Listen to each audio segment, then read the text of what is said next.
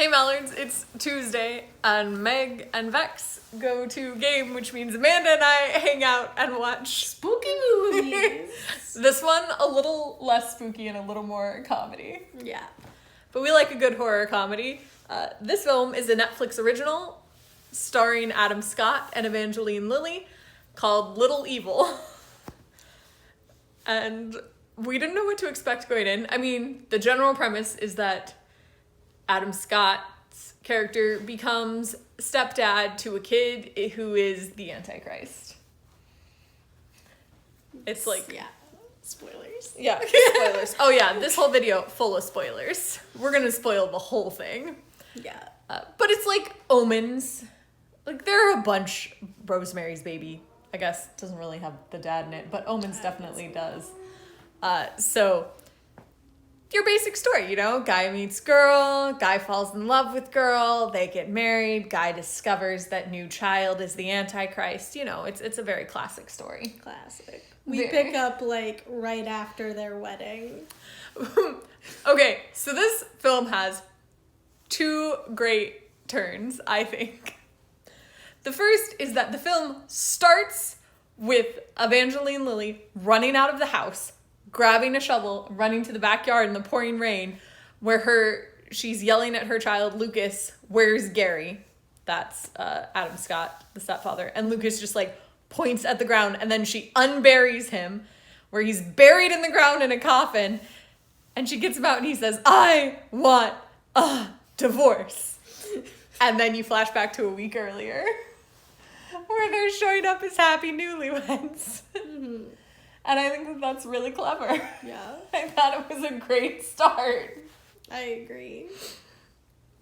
And then you get to live through him and all of the things that this demon child does. Mm-hmm. You get to watch him discover slowly that his son has demonic powers. Mm-hmm. Yep. And they're, like, it's just on the edge of creepy and funny, and they clearly make fun of a lot of tropes. There's a scene where the kid's, like, holding his hand to the staticky television, which is very Poltergeist. There is... like him on the swing, which I know is also an homage, but I don't think I've seen that film. I don't know. They also have twin girls in there for the sole reason of giving you a... Creepy twins shot. Yep. Yeah, all that good stuff. A clown bursts into flames. I don't know if that's referencing something, but That's it true, it is does happen. something that happens. They also have a great shot where he is in the hallway and the lights go off all the way back the hall, and he's like, "Sam," who is the mother, "the lights went out," and she's like, "There's a flashlight on the wall." And there just is a flashlight on the wall, which I don't think I've ever seen before. It's kind of a clever idea. Yeah. Not necessarily in the film, I just mean in life. It A is for that flash. exact reason. Your lights go out, you're like, oh good, I have a flashlight. And the kid does, like, he's got, like, this creepy sock puppet. Yeah, that's a goat that like speaks with a demonic voice. And just everything that the kid does, it's not that the mom necessarily doesn't know about some of the stuff that he does that's creepy, but whenever he does something like that, she's just like, so creative. So true. She comes into this room and there's this big, like, clearly demonic looking portal with rapture written backwards on it. And she just looks up at it and does exactly that. So creative. Yeah. You get the feeling she's really naive. One of my favorite scenes earlier in the film is that she and Gary are having a talk where he's, like, upset and worried that his stepson is the Antichrist. And she's giving him a massage, and she's like, well, he wasn't conceived in an ideal way. Right. And he was like, what does that mean? And she's like, oh, yeah, you remember when I told you about my time in the 20s when I quit college and joined a cult? He's like, no, I don't think you mentioned that, actually. And she's like, yeah, well, you know, they seemed really surprised that I was a virgin. And then, like, proceeds to talk about this whole ritual that happened. And she's like, and he turns around and he's like, we need to talk about this. And she goes, I told you it wasn't ideal and you said you wouldn't judge. She was like, yeah, they just covered me in this warm red body I paint. forgot. And then I think I blacked out, but I had a terrible nightmare. Yep. Warm red body paint. Yeah, it's really funny. It's very clever at every turn. And then, major spoiler alert. There's a support group for stepdads. Oh, yeah. Yeah, I forgot to mention our favorite character, Al. Mm-hmm. Al and Wendy. What great parents. Yeah, Al is Gary's friend from work who is also a stepdad. Mm-hmm. And tells Gary about the support group before it's mandated from the school, like, principal. After Lucas, the kid, tells his teacher to go to hell, and then the teacher pours lye on their face and jumps out a third-story window onto a spiked fence below. That is not depicted in the film, but we do see her body later. We do. It's pretty gross. Yeah, so he's got a support group of stepdads, and he's going around and he's like, yeah, I just get the feeling that he's really, and one of the guys goes, pure evil? And he's like, yeah. And he goes, yeah, they're all pure evil. Yeah. And they're just trying to one-up each other. So that's really fun. Like, it's just very comedic. And I think the comedy's very well done. Mm-hmm. Like, we laughed a lot. Yeah. It's clever comedy. The timing is really, really good. The delivery is really good. The kid does a great job. He's got that, like, creepy stare down. Oh, yeah. So well. So well.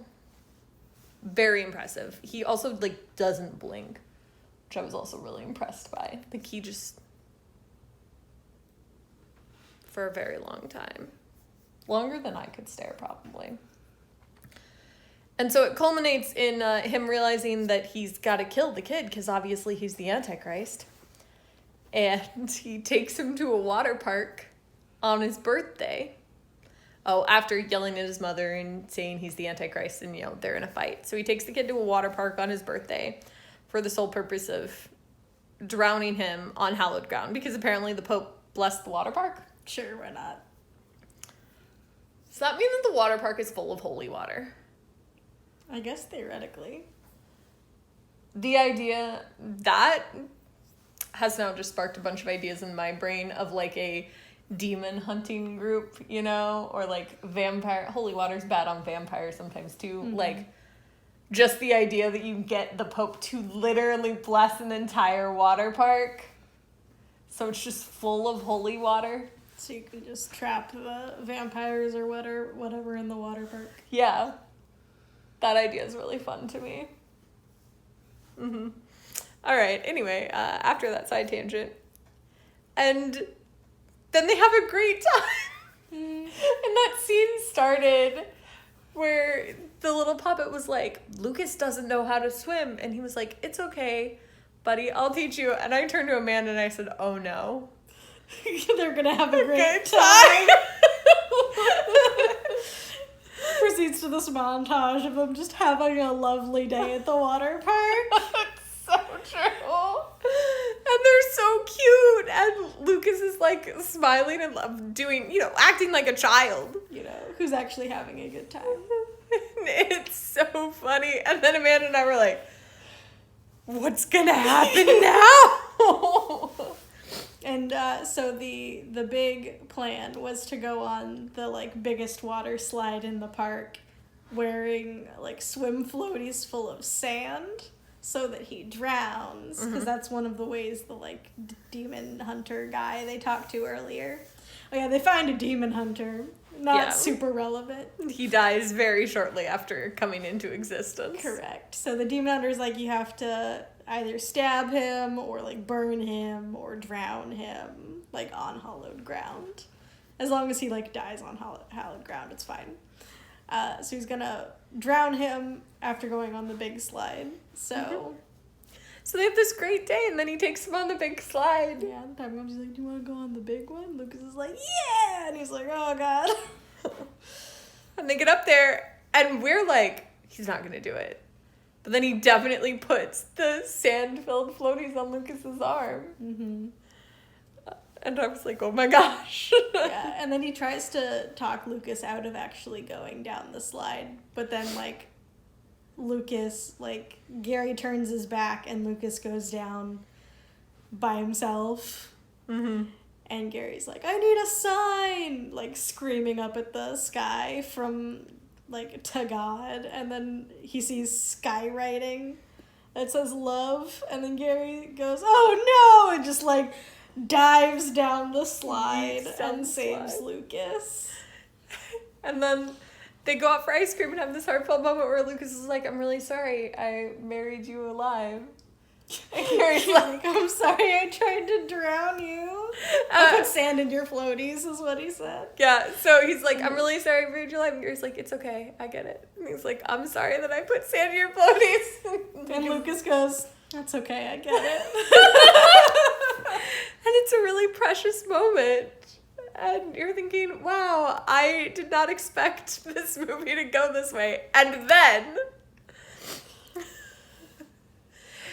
cops show up because there's an Amber Alert out. And with them is the lady from Child Protective Services. Who was maybe Sally Field? I'm pretty sure it's Sally Field, who we met earlier, who then proceeds to take Lucas away. And then you find out that she is a member of this apocalypse cult. Mm-hmm. And yeah, a theme throughout the movie is that there's a bunch of, like, doomsdayers saying that the world is going to end on June 6th. And then, of course, we just find out that Lucas's birthday happens to be June 6th. when he's gonna turn 6. Right. He's gonna turn 6 on this the come out in 6th day of the 2017? 6th month. And so then they have to rush to the nunnery, get thee to a nunnery, and save Lucas from the cult, because it turns out that killing him will just open the doorway to Satan. And so it ends with this, like, really heartfelt moment where Gary's like, he can just choose to be whoever he wants to be, and he doesn't have to be like his father. That really is her. Sally Field looks wild. It really is her, right? Yeah. Yeah. She's Shylock or whatever her name is. Mm-hmm. Yeah. So it's Shaylock. It's a wild time, and the end of the movie is real fun. You would agree? I do agree. We had a great time. It's possible that the mom isn't dumb. She's just, like, hardcore in denial. Yeah, that's true. Evangeline Lilly, though, does play her a little dumb. Yeah. But I love Evangeline Lilly. She's also so pure. She's just so... The whole time. Sam is so pure. She just wants the best for her son. She does. And it just ends real cute. I don't know. I love the idea that the end of it is... that if you don't want to be the Antichrist, you don't have to be. You can grow up to be whatever you want to be. Yeah, if you have a good male role model in your life, it can really turn you around. But it was a very enjoyable movie. The only thing that took Amanda and I out of it is that they faced off against a bunch of cops, and none of the cops shot off their guns, despite the presence of a black man in the vehicle. So clearly unrealistic. Ooh, on that note. No, really, really fun. Highly recommend the film. Yes. Yeah, now you know what happens, so. Oh, yeah, obviously. You listen to this, you face the spoilers. If you've seen the film, let us know what you thought. If you haven't seen the film and you decided to watch this, now go watch the movie and realize what a better job than we are. Yeah. What a better job it does than we do explaining it. And we might do something else, I don't know. But I wanted to make a video, so a video is made, and I'll see you tomorrow.